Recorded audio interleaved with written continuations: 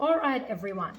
Today's video will be based about getting a deeper understanding of what is a conscious mind and an unconscious mind as such. I have received a lot of potential clients that have decided not to go ahead with NLP or hypnotherapy sessions because it's clashing with their religious beliefs or cultural beliefs as such. And I have received a number of things where some people have said that this could be tapping into the unseen world if you do believe in something like that and whatnot. The facts are that is not the case. It's not the truth. A lot of people that fear this don't realize the depth of what the meaning is behind the words of conscious and unconscious mind. There is no such thing as a conscious and an unconscious mind as such. What it is that we have a conscious and unconscious process. That's all it is. It's a process, or processors, if you'd like to put it in that contextualized language. In essence, your conscious mind is what you're aware of. Okay, so you're aware of the voice inside your head, assessing what I'm saying right now to you. That's within your conscious mind and conscious concept. As I'm speaking, you're absorbing this information, and that's your logical mind pretty much absorbing what's going on and putting that into a process.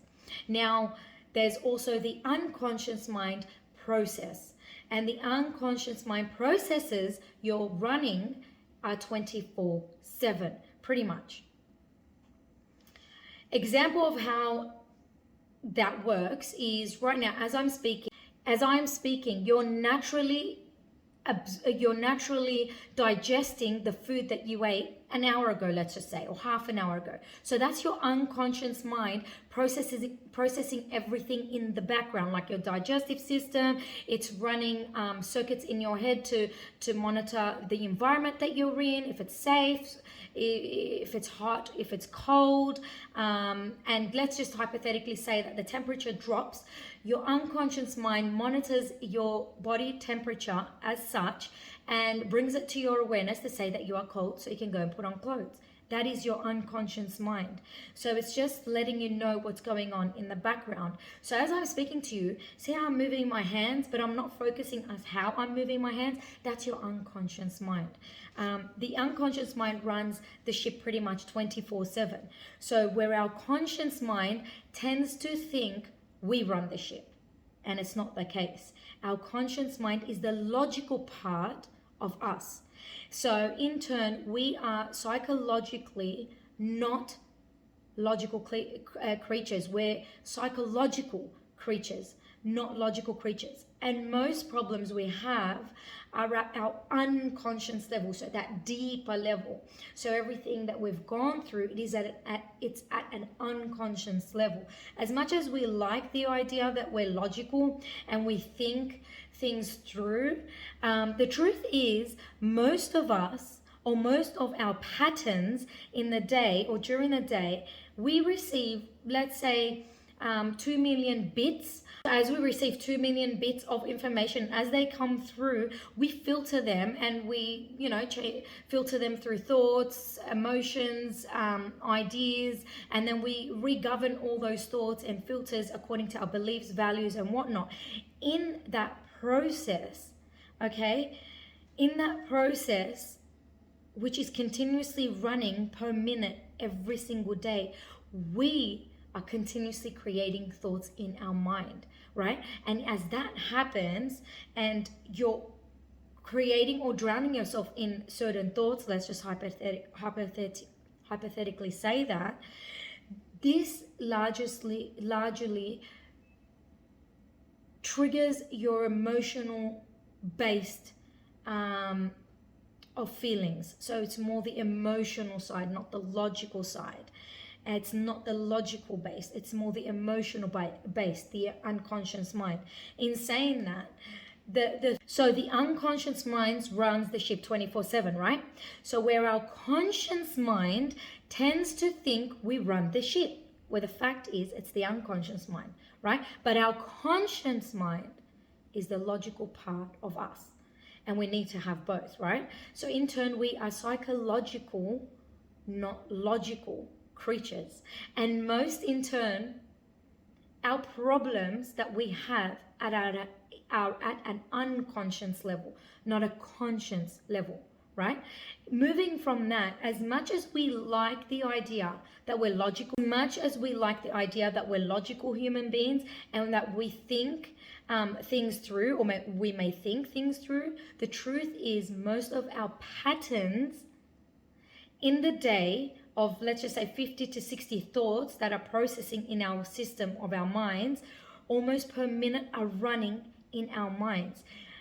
And as these 50 to 60 thoughts that are coming through our mind per minute, okay, what actually is happening at a larger scale, it is our emotionally based unconscious part of our mind. Hence why it's not the logical part of our mind. It's the emotional part of our mind, which we call, in fact, the logical based mind, right? So sadly, the thought processes we experience are not terribly useful to us at this point in time, right? So most of our problems, hence, are at an unconscious level, and we're not aware of that until we're stunned with something in our life, some trauma or trigger or an accident, for that matter, right? So, but most therapies out there, like counselors, psychologists, and other CBT, let's just say, okay, their therapy uses, and I'm not saying this goes for everyone, it depends what modality, tools and books and things that they've learned to add to their knowledge, but the main process of therapy that there is out there, the traditional ones, they're called the talk therapy, let's just say, will only try to reason with your logical mind. Hence why they will always give you the questions of the why this, and why did you do that, and why do you feel this way, right? And that's how they cope and deal with the sessions. They even go ahead and can, if you've ever experienced a counselor before, they can even go ahead and ask you, so why did you do this way instead of that way?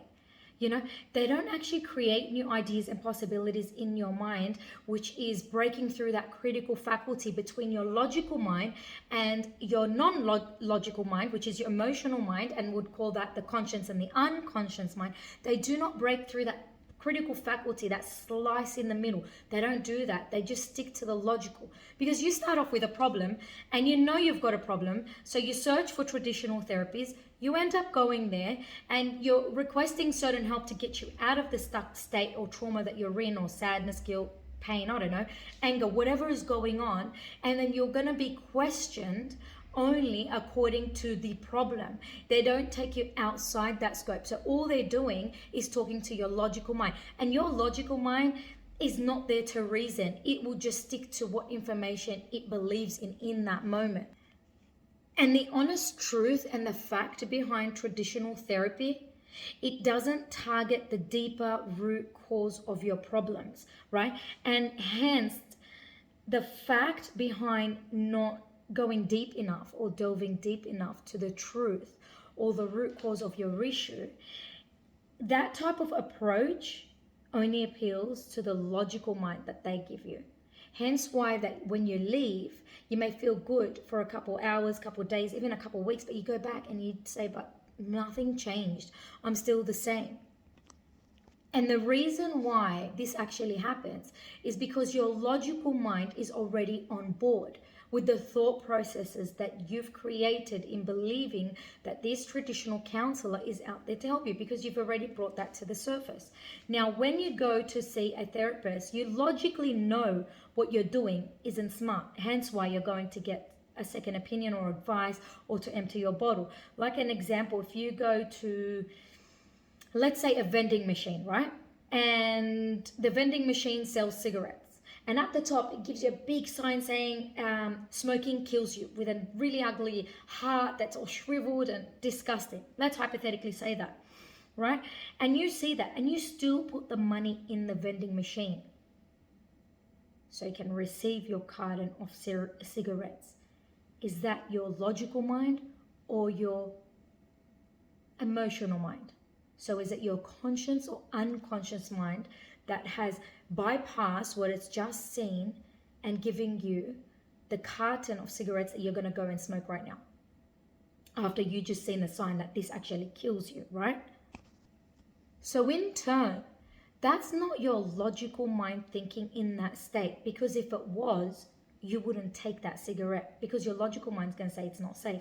So there is something underlying on an emotional level, right?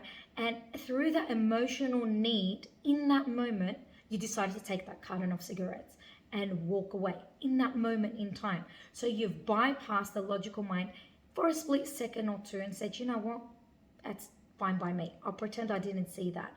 And in turn of that, you're putting your mind at pause of creating even new ideas of understanding that this is actually not good for me. And then this becomes your, let's say, dealing or coping mechanisms moving forward in purchasing that product in that moment. So most patterns of our behaviors, like waiting to do something, but you cannot get around to doing it. So we then what? We procrastinate, correct? We just sit around, we laze around, but we know we need to do something, but we don't. So we end up procrastinating. There are other scenarios where you want to stop doing something. You want to do the opposite of doing something. You want to actually stop doing something. And because you know it wasn't smart to begin with the choices, but you realize that you can't stop doing that something. Has anyone ever felt that way or been stuck in any way? And really, if you have been stuck, could you have brought yourself to stop? For a lot of people, it could be no. And there are some people that are very strong-willed and it could be yes, right? But majority of people, it's no. They feel compelled and they keep going in that process and they do what they were doing. Which in turn means that there is an internal conflict between your logical part of your mind and the emotional part of your mind. Does that make sense? So your logical part and your emotional part of your mind, they're not congruent with each other. They're split. Let's presume it was a plug in the wall and you've just unplugged it and something is no longer congruent with each other. They're not together. They're not aligned. And when that happens, it's the resolution of this conflict that you begin seeking a therapist or a type of help or a friend or a family member that you call up. And through these processes that you do, you're just trying to refine alignment. If you utilize, let's say, an NLP and hypnotherapist therapeutic ways and sessions, if you go down that street, for instance, I'll give you a classic scenario of my job is pretty much to bring that logical concept or logical part of your mind to become congruent with the emotional part or emotional side, you can call it, of your mind, the ones that you're most in conflict with.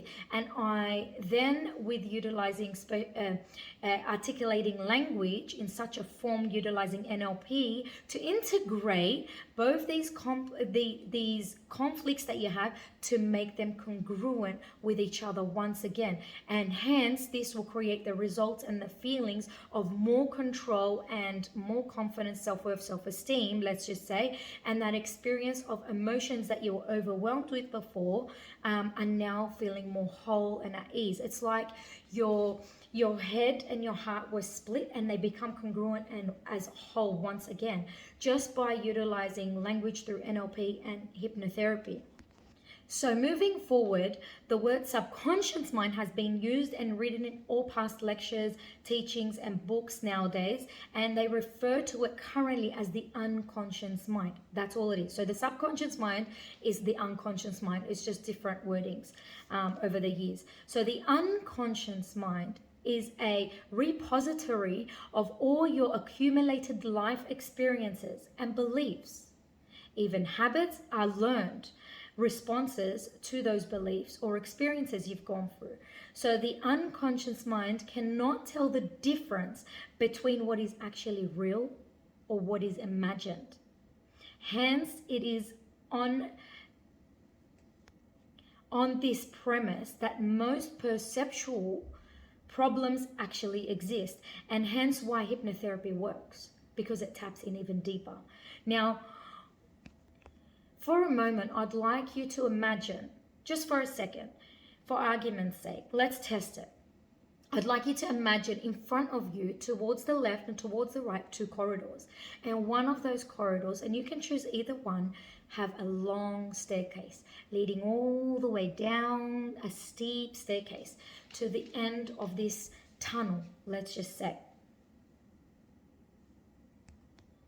As your mind continuously imagines this and creates this imagination, you're going into something called a transventional search. Okay, so your mind is searching for this imagination and actually creating it.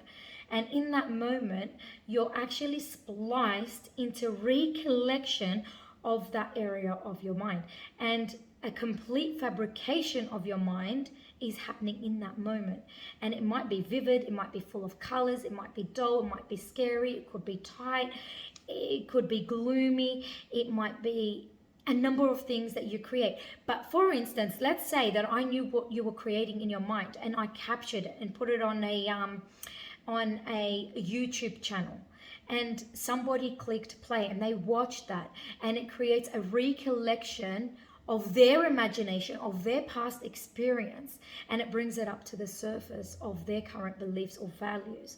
And they'll be like, oh, I know this place, yet it was only your imagination that you created it, right? Let's just presume that you were anxious about a presentation coming up, right? You've got a presentation for work and you become anxious, and it creates some fear in you and some anxiety. In that moment that you've created that, you might have created in the depth of your unconscious mind a role play of, oh my God, I'm going to stand up there and I'm going to feel overwhelmed and people are going to slash me with language and whatnot. You're going to create this imaginary picture. So prior to actually getting up to presenting your presentation, you've already built up this anxious feeling of how it's all going to turn out. In saying that, creating these imaginations, your unconscious mind doesn't know the difference between the truth, what's really tangible and real, and what is fake. It only knows what you tell it and what you make it feel through those thought processes that you're creating.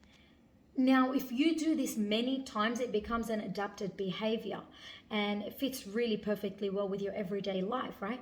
In many ways, some perceptual problems are self-made, and then negative self-hypnosis or self-imaginary things that you create, that's just hypnosis in itself, you could say. But you're creating this story that you relive over and over and over again, that it feels so real, but you know the true facts is it's not real. And then you say, but am I going crazy? And is there something wrong with my mind? And why am I thinking like that? Because you're only absorbing that negative energy, and that response that you're creating in your mindset continuously is creating that same pattern in results, that it gets you to feel anxious at the end of whatever it is that you're doing. Let's just say it was a presentation.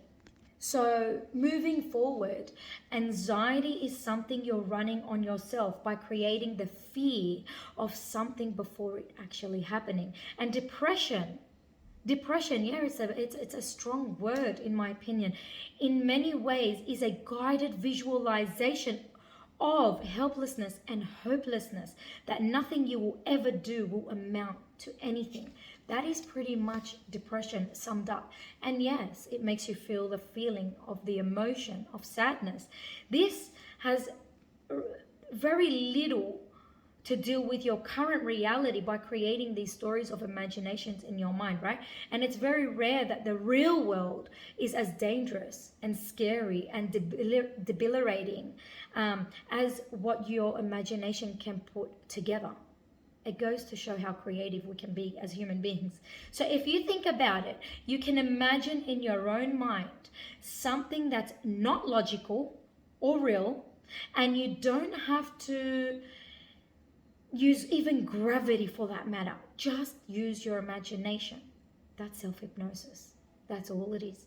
In many ways, hypnotherapy replaces your actual negative thoughts into positive ones, or at least neutral ones, so they're not always stuck in that negative place.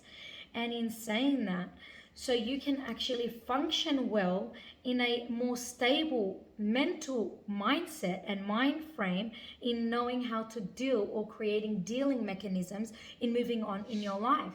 So moving forward from that, I would say if you were to actually see an NLP practitioner or a hypnotherapist, they do help guide you utilizing NLP or hypnotic language to reframe your mindset, to recreate that positive or neutral belief from what you do currently have to what you do want to have in the future. That's summed up. So the unconscious mind and the conscious mind is